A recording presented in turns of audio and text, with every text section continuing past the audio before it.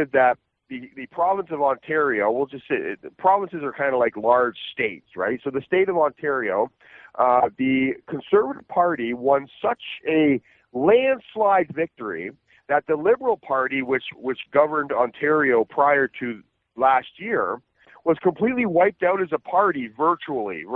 You need 11 seats in Ontario, I think that's the right number, in order to qualify for federal election funding. They only won 7 seats. They don't even qualify for funding anymore. You know, Canada's elections are all funded by government, right? Mm-hmm. So Doug Ford won the election. The Conservatives now run Ontario. 2 weeks ago, Alberta had their election. Now, Alberta was taken over by the New Democrat Party, which is liberalism on steroids, and they have bankrupted Alberta. Alberta used to be the richest province in the country. Now Alberta is bankrupt. Well, 2 weeks ago, the Conservative Party won Alberta back. The defeat was so tremendous, Carl, that the Liberal Party in Alberta does not even have a single seat anymore. They don't even exist in Alberta anymore. Wow. Now, 2 days ago, Prince Edward Island had their election. The Conservative Party won. The Green Party was expected to win in Prince Edward Island, but the Conservative Party won that island, that province.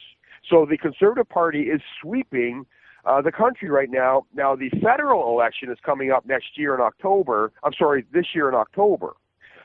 So just in a few months is our federal election. Justin Trudeau is the Prime Minister, leader of the Liberal Party, and he is wrapped up in a scandal right now called the SNC-Lavalin affair. Now, this whole business is actually quite interesting, the political milieu up here in Canada these days, because SNC-Lavalin is an enormous construction company with tentacles that are spread all over the world, right? Mm-hmm. So they went to, several years ago, they went to Libya to secure a contract while the Gaddafi family was still in charge of that country, okay? So the way contracts are awarded in Libya back in those days was, okay, you give the Gaddafi family millions of dollars, you get the contract. That's how business was done in Libya. Okay, it was all very corrupt, but nevertheless, if you want to do business in Libya, you have to pay the piper. You got to pay the Gaddafi family millions of dollars. So SNC-Lavalin, they go in there with $10 million to go shopping for a contract, right? And this money was going to go, it's bribery money for the Gaddafi family to get the contract, to build roads or whatever. And so they were caught. They were caught bribing the Gaddafi family. Now, it was someone in Canada who caught them, who caught on to all of this, and reports were filed and against them and so on. And so the penalty for that was that they would be forbidden from being awarded contracts in Canada, on Canadian soil, for 10 years. That was the penalty for their nefarious deed of offering the Gaddafi, basically doing business in Libya the way business was done in Libya, right? I mean, that's how things were done in Libya. And believe it or not, that's how things are done in the United States and Canada in many quarters of society, by the way.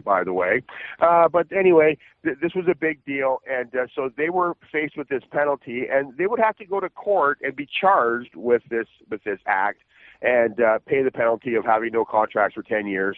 Well, lo and behold, Justin Trudeau has been charged with, well, not charged in the courts, but charged in the court of public opinion with kind of stuff, shoving that under the rug and saying, okay, now we just need to ignore this because SNC-Lavalin is too big to fail. So we just have to ignore this and let them carry on. So now you have all these people in Trudeau's cabinet who were shuffled around because they wanted to pursue this. They did not think that SNC-Lavalin should get away with this when somebody like ABC Trucking would never get away with this, right? So why should SNC-Lavalin get away with this? So there were some people in government who were like, no, we can't let this happen. Trudeau started shuffling people around, and those people started speaking out, and now the big scandal in Canada is that the Prime Minister of Canada is now guilty of trying to protect an enormous company for political reasons and perhaps even financial reasons. Yeah, we don't know. Imagine but that. here's my take. Go ahead. Yeah. So anyway, here's my take on all this.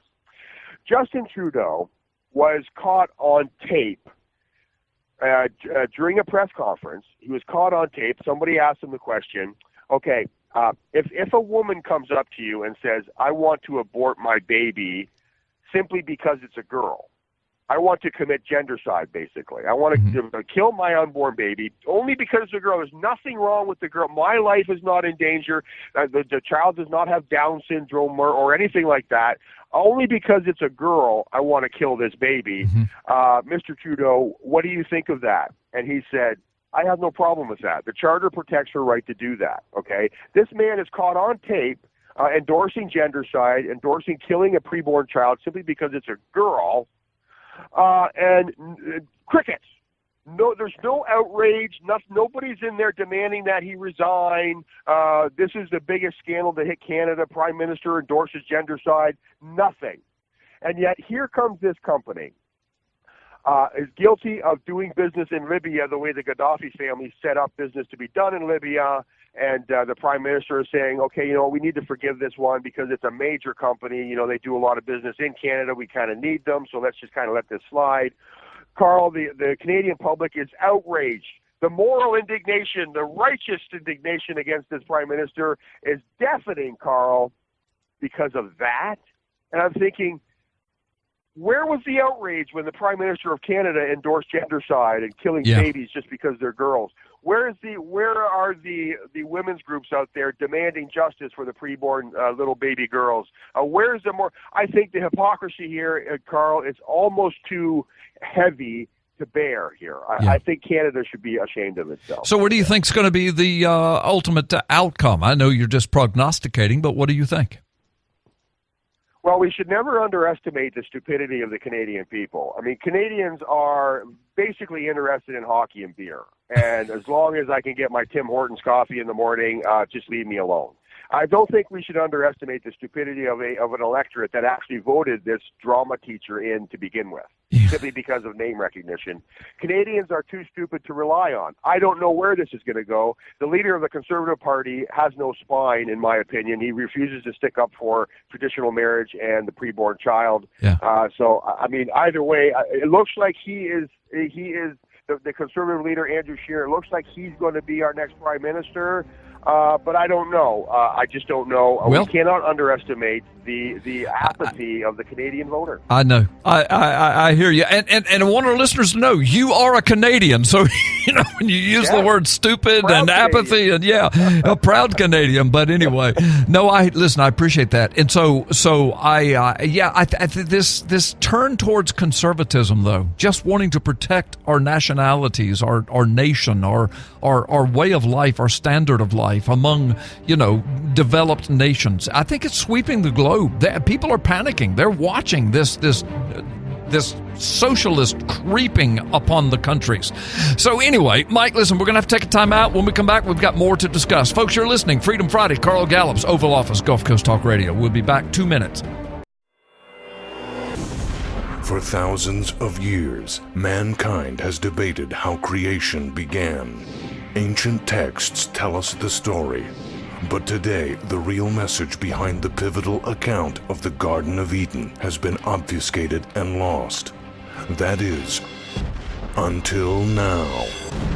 World-renowned author Carl Gallups digs up the hidden truths from the book of Genesis to finally give back the knowledge that was lost to the world. Find out what really happened in the Garden of Eden, what Jesus taught about Eden on the cross, and how the conflict between Jesus and the gods of antiquity is about to erupt on planet Earth, fulfilling biblical prophecy. In the new book, Gods of Ground Zero, this explains everything.